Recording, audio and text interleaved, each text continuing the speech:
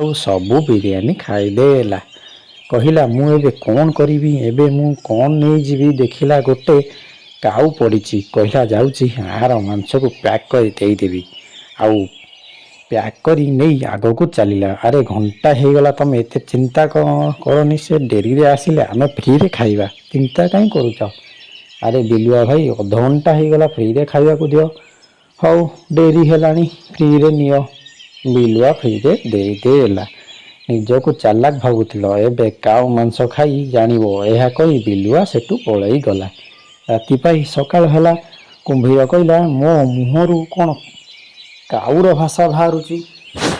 ଆରେ ବଦମାସ ବିଲୁଆ ଆମକୁ କାଉ ମାଂସ ଖାଇବାକୁ ଦେଲା ଆଉ ଠକିଦେଲା। ମୋତେ ବି ସେଇଆ ଲାଗୁଛି। ଚାଲାକ ବିଲୁଆ, ମୁଁ ତତେ କେବେ ଛାଡ଼ିବିନି। ସମାପ୍ତ। ଜୟ ଜଗନ୍ନାଥ, ଜୟ ଜଗନ୍ନାଥ, ଜୟ ଜଗନ୍ନାଥ।